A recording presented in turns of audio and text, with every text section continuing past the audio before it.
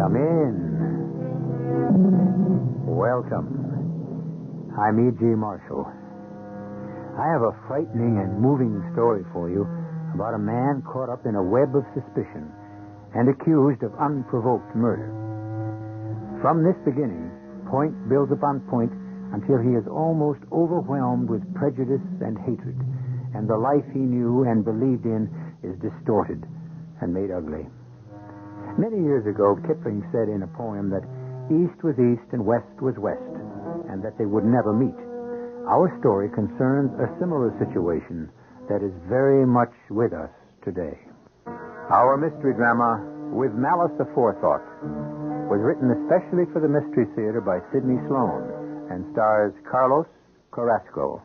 It is sponsored in part by Anheuser-Busch Incorporated, Brewers of Budweiser, and Sign-Off, the sinus medicines. I'll be back shortly with Act One.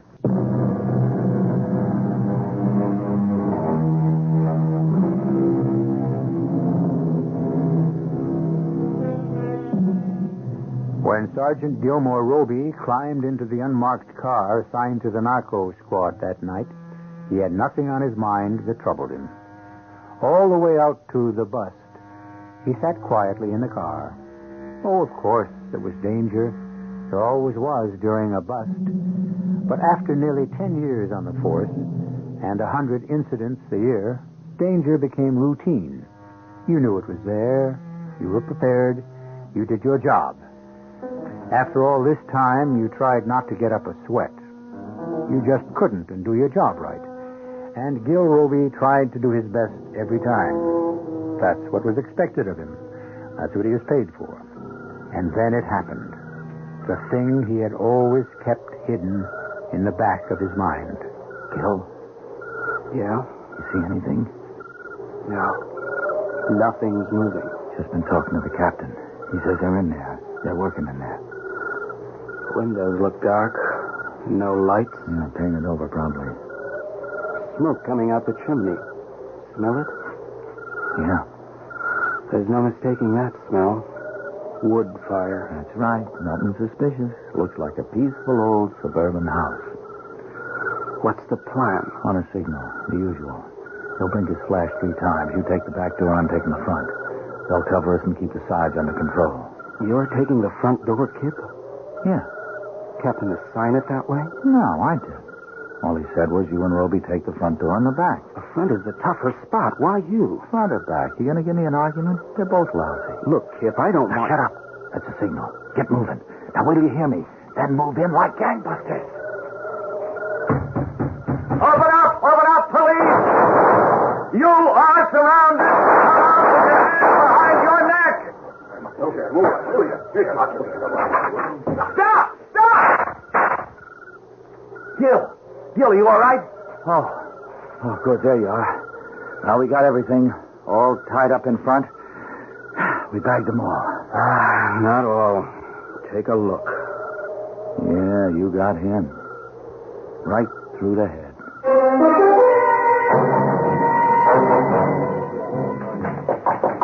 Come in. Come in, Sergeant. Sit down. Thanks, Chief.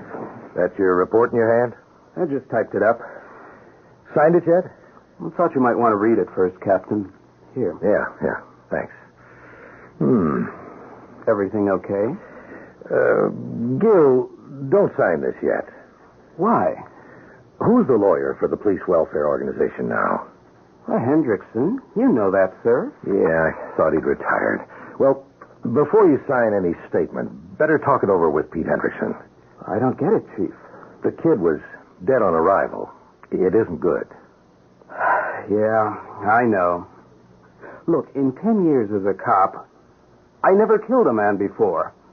The kid had a pistol pointed right at me. He saw me in the light from the doorway when he came out. I yelled at him to stop. I saw his gun turn in my direction, and then He didn't put up his hands after you called to him and identified yourself as a police officer? No, not then. But he put up his hands? After I shot him. His hands went flying up.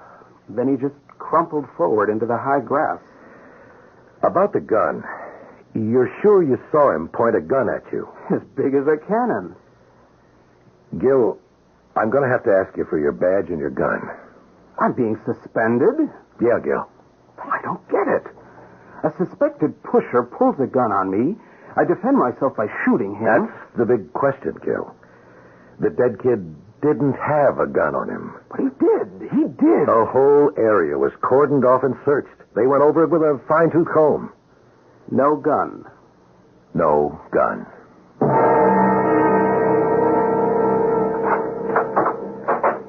Is that you, honey? Yeah, Rita. You're later than usual tonight. Poker game at the precinct house? Rita, please go back to bed. Go to bed. Are you crazy? I'm starving. The doctor said my appetite would improve when I got into my 5th month. He wasn't even beginning to state the facts. I'm collapsing. What's the matter, Gil?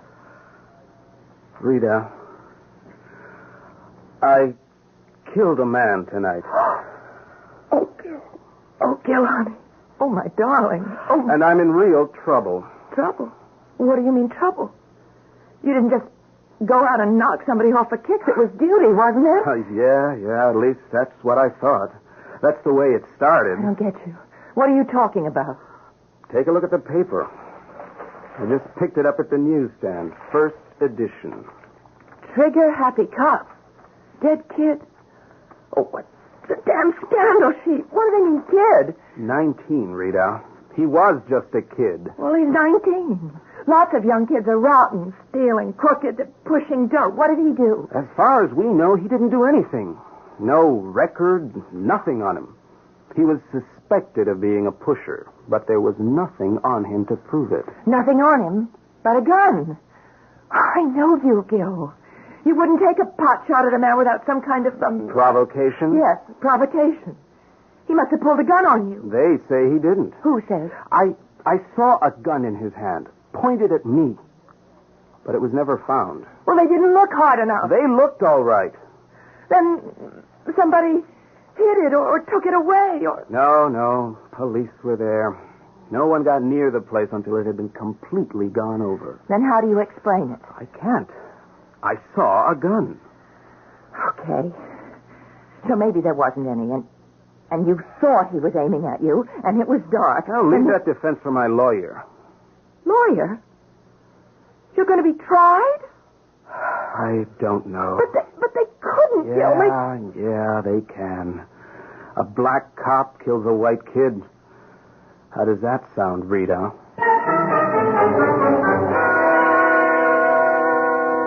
The way you keep asking me that over and over again, it makes me think you don't believe me. Now, just a minute, Robey. I'm your lawyer, and I want to do the best job I can for you. But if you keep fighting me... I told you the way it happened. He was coming out the door with that gun pointed at me. Still hanging on to that, huh? That's the truth. Don't you want the truth? Sure, but... No buts. That's the truth. And it just dissolved into thin air. I don't know. Look, you know there was a gun, and I believe you, but do you think a jury is going to believe you? Jury? I thought you said... The DA spoke to me this afternoon in my office. He's going after an indictment. He's not happy about it. Nobody's happy about it. But the papers are talking about a cover-up. If they don't make a big try to punish you, the whole political machine at City Hall will be in hot water. The lid'll blow off. So, I'm going to have to take the rap to keep the lid on. I wouldn't put it quite that way. Well, what other way is there? You did knock off that kid. Yeah, that's all I've heard. Over and over again. A lot of hate mail coming in on you, and it isn't all from whites. Well, what can I do? Stop trying to fight this thing and start listening to people who know more about the law and public opinion than you do. Meaning you? Yeah, me, the commissioner, the mayor, the DA. Go on. I'm going to put in a plea of, to put it in layman terms, we're going to say that you've been ill lately, suffering from severe headaches, that you've been fed a lot of racist propaganda. We'll bring in psychiatrists, psychologists. No. I won't stand for that. You want to cop a plea? Insanity, right? Going to say I was crazy with hate when I shot the white kid. Not exactly. You're going to drag racism into it, making it object lesson. Listen to me, Robey. Sergeant Robey. Sergeant Gilmore Robey to you, Mr. Watson. Okay, Sergeant Gilmore Robey. What do you want to do? I'll tell you what I don't want to do. I don't want to play the black and white game. Sure, I'm black, and I know it, but I'm not anti-white. I'm not bitter. I'm not aggressive. I don't carry it around like a sword. I'm a man, a citizen. I pay my taxes. I do my job. I try to do it well. I don't hate anybody. Well, it seems that we have wasted 1 hour and 45 minutes of my time. Wasted? You won't cooperate. You will not listen to anyone. Well, you're trying to put words and ideas into my head, into my mouth, that are completely false. I'm sure you won't have too much trouble finding a new lawyer. You're walking out? Oh, you're letting me out. My secretary will prepare a letter, which you will sign, releasing me. Good day, Sergeant.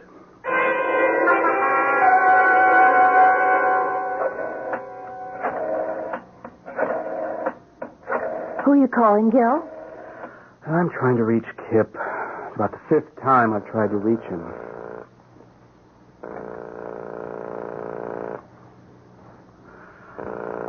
I guess he's not in.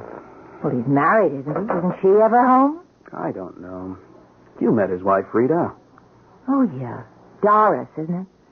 Once on that boat ride picnic 2 years ago. She was very nice.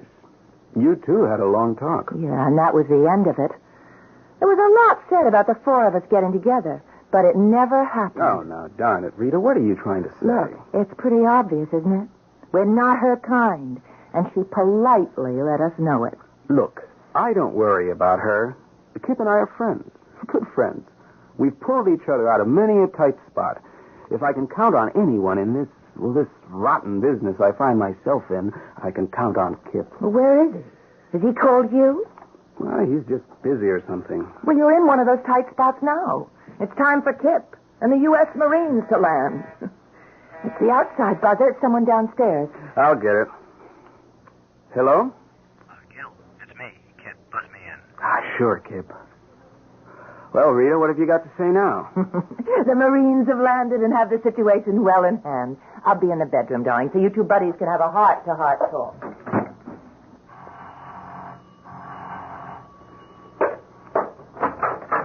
Hiya, Gil. Kip, am I glad to see you. Hi. Come on in, come on. Want a beer or coffee? No, I just had lunch. Well, sit. No, I can only stay a minute, Gil. I got to be on duty in 45 minutes, you know? Yeah. How quickly you forget when you ain't punching the clock. I've been trying to reach you all week. Yeah, I got your messages at the bureau. Called your apartment several times, too. Yeah, my wife told me you called. Yeah? Gil, I shouldn't be here, see? I was told I wasn't to see you or speak to you. Why the hell not? Because I'm going to be a witness on the other side. Kip, not you. Look, I said no to the DA when he called me in and questioned me. It was all about the gun. Did I see it in the kid's hand? I said no, I didn't. It was the truth, Gil. I had to tell the truth. Yeah? I said I didn't want to get on the stand against you. He said he was going to call me up anyway, and I'd have to testify. I can't do you any harm, Gil. I mean, by testifying. No more than has been done already. Well, anyway, I went out to the place, the site of the trouble. I went out on my own. I spent 3 hours going over all the area. Nothing? Nothing, not even a water pistol. Look, Gil, if you say there was a gun in his hand, I believe you. I've never known you to take an easy way out of anything. I've never known you to lie. But you could be mistaken. Just believe me when I say that I'll do my very best for you.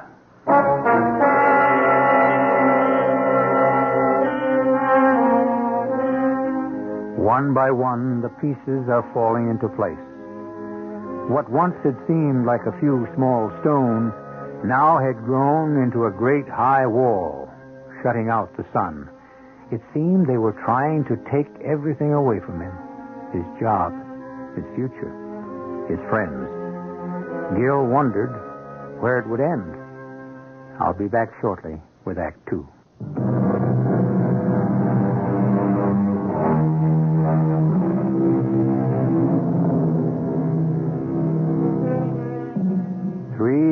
days of silence passed. Gil was so depressed he didn't leave the apartment. Rita brought him the newspapers, which did very little to alleviate the gloom. Then a call came from his superior officer, the head of his division. He was to meet him on a street corner. Sergeant Robey. Ah, yes, Captain. Get in, Robey.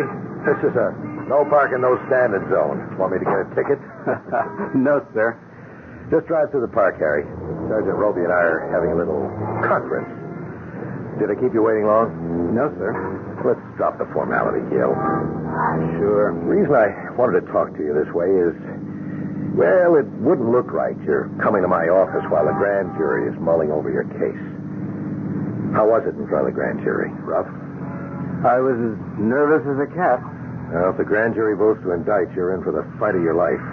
If you lose, it'll mean your job, pension rights, the works. It might even mean a jail sentence if you get a bad break with the jury. Oh, it's getting bigger and bigger. Yeah. I'm so down. I wish I could just quit and run away from it. Don't ever dream of quitting or running. They'd have nailed you to the door. Now, you've got to have a good defense. Who's your lawyer? I understand you're letting Watson go. He's already gone. Just stayed with me through the grand jury hearing. Good. I never did like that political hack. You got to get a good lawyer, an honest guy, not a shyster playing all the angles. Do you know of one? Remember, I'm just a cop, living on a cop's salary. I can't pay a big fee. Oh, the PWO will help you with that. Let me worry. About me? About you, about every other man under me. I'm responsible to them and for them. And this whole business has thrown a gray cloud over our entire department.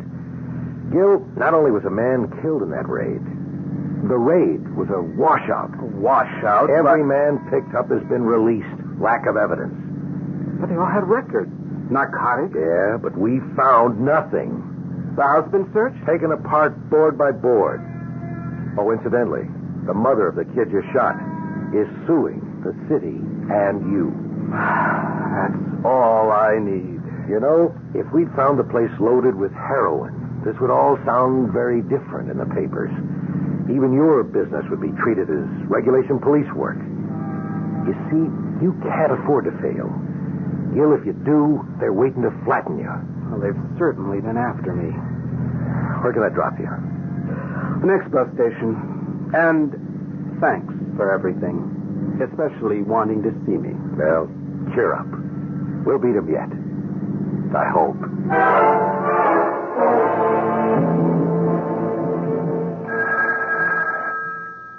I'll get it. Hello? What? Oh, how can you... Oh, you dirty rat. Who was that, Rita? It's nothing, Gil. It's nobody. It's just some nut. We shouldn't let these things bother us. Oh, but they do, honey, they do. I've gotten a couple, too. They sink in deep and burn. That's funny. I thought I was the only one getting them. 2 yesterday when you were out shopping. Well, can't we change our number, get an unlisted one? Just like the celebrities? Well, in a way, we are kind of like celebrities. Our name is in the paper, on the TV news, or the radio. Yeah, except that I suspect most of them like that kind of attention. Well, I don't. Oh, Gil. All those nasty racial remarks and threats. You know what this last one said? He said my baby wouldn't be born alive. Oh, Rita. To pay for the life of the white kid you killed. Oh, good Lord. Why can't they leave you alone at least? Get hold of yourself, Rita, baby. Someone at the door. Hi, Gil. Kip, come in. What brings you here? I thought you and I were not supposed to be seeing each other for a while. Special police business. Captain is worried about you and your wife's safety, so he's put a 24-hour-a-day guard on the house. Oh, it's not any too soon, Kip. Hi, Rita. We're getting a lot of frightening crank calls. You want the department to put a tap on your phone? It won't do much good. Never the same crank twice. Yeah. You just got to let it roll off your back. Don't let it get to you. That's what I've been saying. Well, anyway, my visit is official, not social. Just to let you know that you've got protection. Here, come here. Look out the window. You see that guy with the long hair and the straggly beard? Dirty blue jeans and open shirt? Right. That's Rinaldi. No. Gino Rinaldi. Yeah. The best dressed man on the force. A great disguise. He hates it. Next shift, you'll have Herman Goldberg, and I'll be on the midnight 8 a.m. I requested it. I figured if there was going to be any nonsense, it would occur then. Ah, Kip. It's good to know you'll be around. It takes a load off my mind. Thank the captain for this. I bet it was your idea. Maybe. I don't remember. It is kind of strange that nothing was found that night. It might still be there. Well, they got the police pretty well hanging on the ropes. No place was searched the way that was. But in my spare time, I'm going to keep an eye on it anyway. Yeah, they might just be waiting for everything to die down. All the noise and publicity, and then go back and get it. Maybe. Well, I'm going to run now. Keep your chin up. Something good will happen. Bye, Rita. Hey, how long now? 1,000,000 years. Oh. No, 3.5 months. But it feels like 1,000,000 years. No time at all. You'll do it standing on your hands. And remember, I'm putting in my bid for Godfather. I'm first. Huh? Well, we'll take the matter under advisement, Sergeant Kipner. Okay.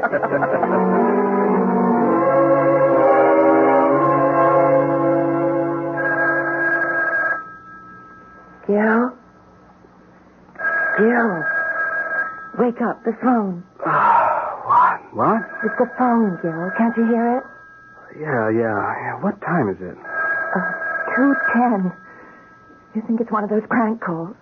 Oh, I hope they're not starting them at night now. Well, there's one way to find out. I'm coming. Calling at this hour. Hello? Sergeant Gilmore Robey? Speaking. Sorry to disturb you at this hour, Sergeant. What do you want? I want to help you.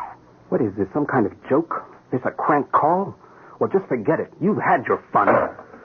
Some darn fool waking us up at this hour of the night. Okay, go on. Let's have it. I'm afraid there's some misunderstanding, Sergeant Robey. I'm serious when I say I want to help you. Yeah? And you are definitely in need of a friend. Well, go on. Let's hear what you have to say. I can't say it over the phone, Sergeant, for obvious reasons. Well, the phone is not tapped, if that's your obvious reasons. I'm happy to know that. But I still would prefer a face-to-face meeting. Why? One can speak more openly, more to the point. Well, suppose I won't bite. As a matter of fact, I haven't even smelled the bait yet. 50,000 in small bills.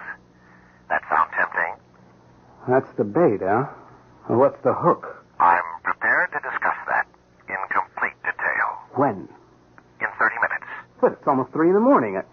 Look, before I rush into anything... You are on the hook right now, Sergeant. It's my intention to get you off of it. How? Meet me in 30 minutes at the corner of Quentin Street and 4th. I think you know the neighborhood. I walked that beat for 2 years. Then you know there's a public phone on the corner, the southeast corner. Yeah? You will receive further instructions in a call to you on that phone. You are not to tell anyone where you're going. You will be watched. Agreed? Agreed. 30 minutes. Take a cab. 30 minutes. What's going on, Gil? I'm going out, Rita. Out? To meet a guy. I don't get it. At this hour? No Who? time to explain. Now, look. Kip is on duty guarding this house. Get to him. Tell him that I am going to be at Quentin and 4th in about 29 minutes from now. Tell him to follow and be careful. I'll leave a message for him in the telephone booth on the southeast corner.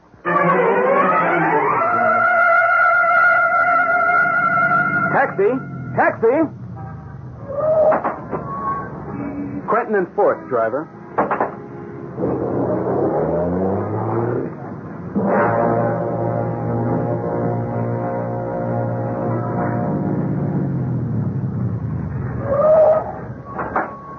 Keep the change.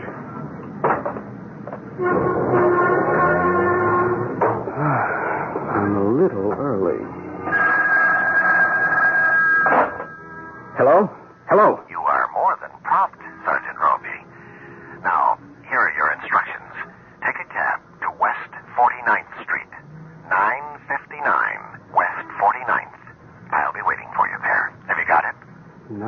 959 West 49th. Are you writing? Yeah, so I won't forget. Forget? How could you possibly forget that simple number? I might get it reversed or something. After all, I am kind of nervous. Oh, yes, probably. Well, it shouldn't take you more than 10 minutes to get here this time of night. If I can find a taxi. Yes, that might be a problem. I'll give you an extra 10 minutes. Gotcha. Yes, that might be a problem. Wait till Kit picks this one up. You might have the problem, mister. There. Stuck right on the glass. He can't miss this. Hey, taxi! Taxi! Boy, I'm in luck. Driver, I want to go to... Step in, Sergeant. We're both going to the same address. Let me take you there. You're the guy who... I'm your caller, Sergeant Robey. Come in. That's better. But I anticipated what you thought, Sergeant Gilmore Robey, and also what you might think. I'm afraid your message left in the phone booth will lead someone on a wild goose chase. Then we're not going to... 959 West 49th. Wouldn't think of it. Don't like the neighborhood, especially at night. It was just to prove to you that you couldn't outsmart me.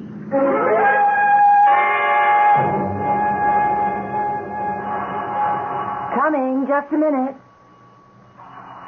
Oh, for goodness sake, Gil, get your finger off the barrel, will you? Did you forget your key? Kip! Hi. Where's Gil? Rita, can I come in? Sure. What's the matter, Kip? Where's Gil? I don't know. I went to the phone booth at Quentin and 4th, and just as I got there, I saw Gil hail a cab and get in. I went into the booth and found his message for me stuck on the glass. All it said was 959 West 49th Street. Well, that must have been the address he got over the phone. Right. So I called headquarters and alerted them. Told them to send a couple of cars to that address and cover the area. I commandeered a private car, and the guy drove me there. I was there in less than 10 minutes after I got Gil's message. Place was surrounded. And? Well, 959 West 49th is an empty lot. The building was torn down over a year ago. But I don't follow you. Why would Gil give you the wrong address? Because he didn't know it was a phony. We've been outfoxed.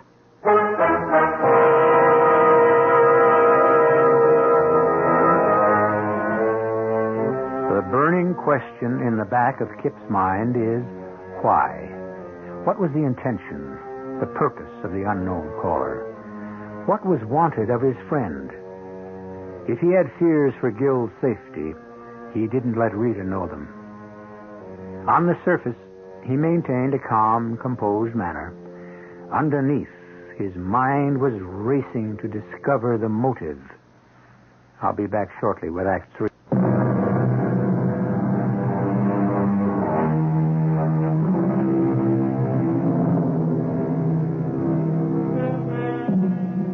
After leaving Gil's apartment, Kip went directly to headquarters and spilled out all he knew to the captain.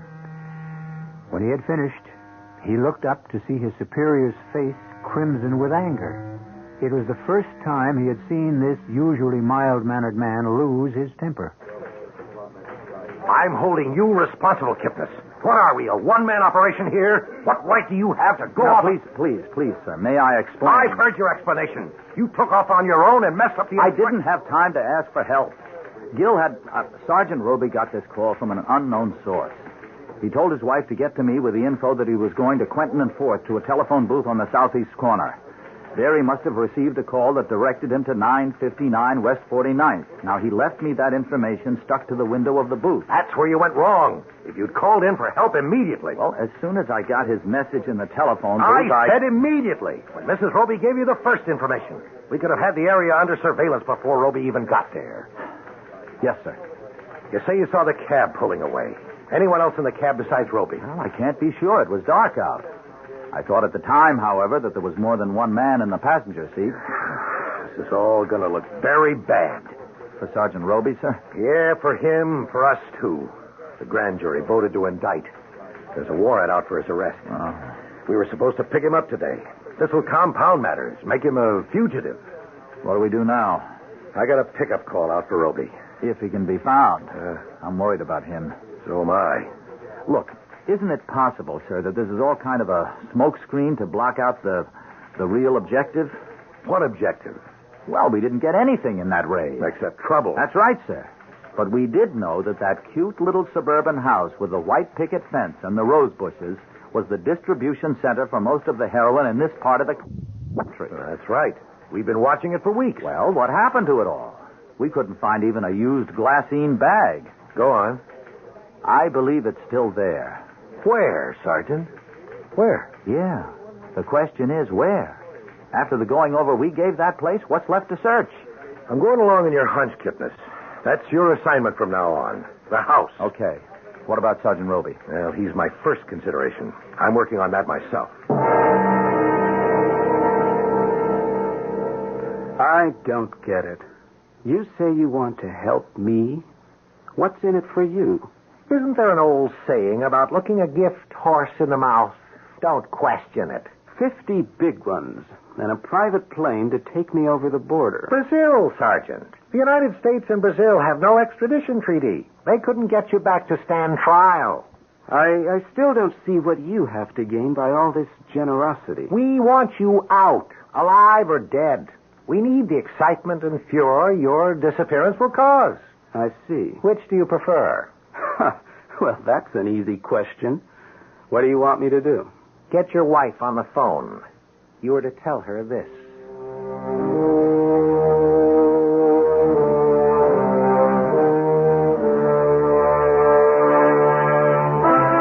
You sure you're going to be all right, Rita? Oh, I'd feel better if we knew where Gil was. This waiting. Waiting is driving me crazy. I didn't sleep last night. Now, look, I'm sending Doris over to stay with you. You shouldn't be alone at a time like this. Oh. I got to run. No, Rita. wait. Maybe it's about Gil. Hello? Rita? Oh, Gil, honey, where are you? I'll tell you. Oh, can't tell. What? I don't know myself. Now listen carefully to what I'm going to say. Gil, I've been so worried about you. Rita, listen to me. This is important. Please listen carefully. And don't do anything foolish. Don't talk to the police. Don't talk to anybody. My life is in danger. Gil. What I'm going to tell you must be kept secret. What? I said you must keep it secret. Oh. Tonight, at 7, you will be called and told to go to a phone booth. Where? I don't know. You will be told at 7. At 7? Right. Now, you might be called even earlier. So pack a small bag and keep it by the door. Yeah, I'll keep it right by the door. Trust me, baby. I'm doing the right thing. Don't ask questions. And keep a stiff upper lip. Bye, honey. Goodbye, Gil. Kip. He was telling me to get you in on this. He kept saying Kip instead of keep. Oh, smart guy. He's on to something. Now, watch what happens when the boys get cracking on this one. Rita, hand me the phone.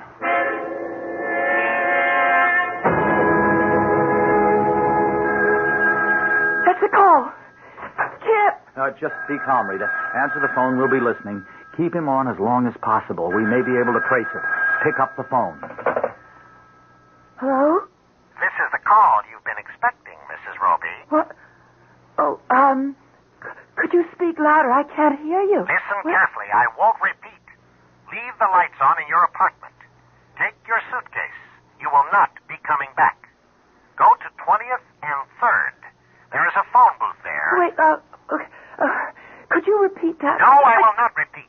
Have you got that, or shall I ring off? No, I've got it. Be there in 20 minutes. Wait there for a call. Oh, wait, He's hung up. We recorded the call, Rita, but we didn't have enough time to trace it. Technician thinks it was from a public phone. Oh, what do I do now? Just as he says. Go to 23rd Street and... 20th and 3rd, Kip. Oh, good girl, Rita. You're calmer than I am. Now, look. There's a taxi waiting to pick you up, driven by a cop, so you won't feel deserted. The order has gone out to a special squad who already have the information. They'll be all around when you get there. As soon as you get the directions over the phone, pass them along to a cop who will identify himself. Rita, good luck.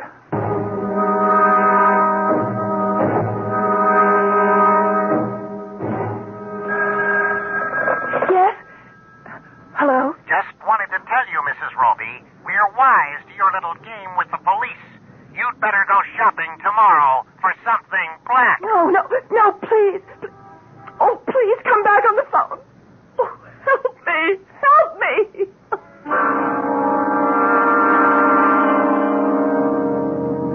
Driver? Yeah? When are you going to take the tape off my eyes? Relax, will you? When we get where we're going. The airfield? My wife's going to be there. Is that what you've been told? Yes. So, she'll be there. Where's the man Where's your boss? Who do you mean? Well, the man who arranged all this. Why do you want to know? Why? Well, he owes me $50,000. That's a good reason. 50 G's. That's a lot of bread, mister. What for? Well, what does it matter to you? Is he going to be at the airport? How should I know? He don't tell me his business. We are going to a flying field, aren't we? That's what they told you. Brazil, wasn't it? Yeah, that's right. Must be some mistake. Mistake? I didn't have no orders to go to no flying field. What orders did you have? Yeah. I better tell you about that. It's time. Okay, Sergeant Robey. This is it. Get out. Are we there? You are. Oh, pardon me. I forgot to introduce myself. You know me. You've probably seen my pictures in the paper. I'm the brother of the kid you knocked off. What? What? The boss gave me a bonus. He said I could have you. This is for my brother. Oh!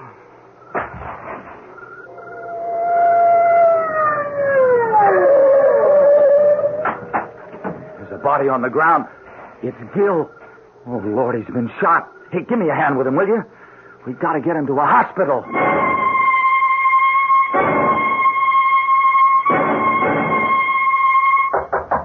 Come in.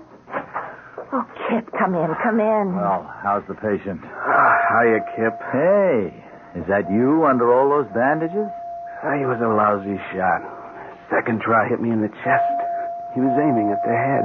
You sure had me worried when we picked you up. I don't get it at all. How did you know where to find me? A tip. An anonymous tip. And guess who Mr. Anonymous was? That guy who kidnapped me? Right. Emil Dorcas, a biggie in the dope business. Diversionary tactics to send us off on something while the big job was being done. Your kidnapping. The business with Rita. Big job. The dope. It was there all the time. In the well. See? We never thought of that. The phony well in the back? Yeah, that cute little phony well behind that cute little suburban house, behind that cute little white picket fence. Over $2 million worth of white powder poison at the bottom of it. And we took that house apart board by board. It was right out there, almost in plain sight. Yeah, but you see, they couldn't come and get it. I was hanging around, and when I wasn't there, I got Phil Markham to watch. They had to get you away. Right. That's why they made the big bid to you. Oh, I suppose they wanted to get you for shooting Rick Kranzer, but that... Rick Kranzner's big brother nearly got me. And we got him. We got them all. And I heard one of them is turning state's evidence. There's something missing. The police were alerted on the tip about me running away. How did they know that the dope was being picked up? The lady next door. Simple as that. Bless her heart. A terrible snoop. I spoke to her and asked her about neighbors. She told me that they were very suspicious, and she knew they were no good from the day they moved in there. So I agreed with her and told her to watch, as if I needed to tell her that. I gave her a special number to call. Everything was ready and waiting. And that was that. It's just one thing that's bothering me, Kip. That charge against me. I'll have to face the judge as soon as I'm able to get out of here.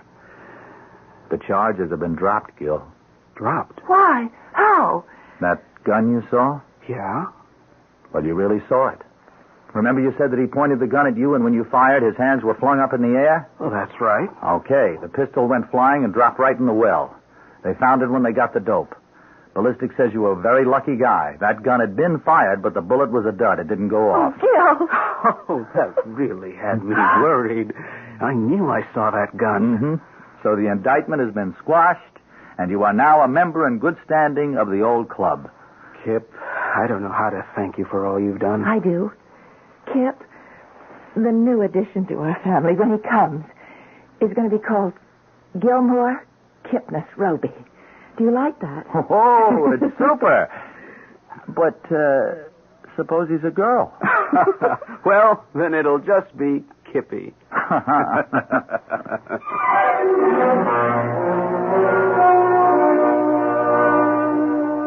Long time ago, Kipling wrote, "East is east, and west is west, and never the twain shall meet, till earth and sky stand presently at God's great judgment seat."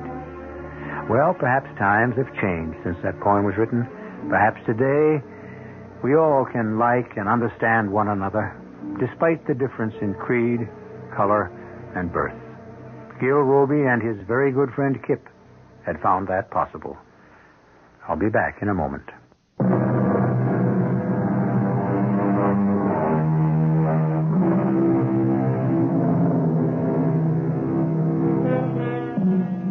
Perhaps our poet anticipated the understanding between people of different beliefs and colors, because he ends his poem, "But there is neither color nor creed nor birth when two strong men stand face to face, though they come from the ends of the earth." Our cast included Carlos Carrasco, William Redfield, Marian Seldes, Len Gochman, and Robert Maxwell. The entire production was under the direction of Himan Brown. Radio Mystery Theater was sponsored in part by Buick Motor Division. This is E.G. Marshall inviting you to return to our Mystery Theater for another adventure in the macabre.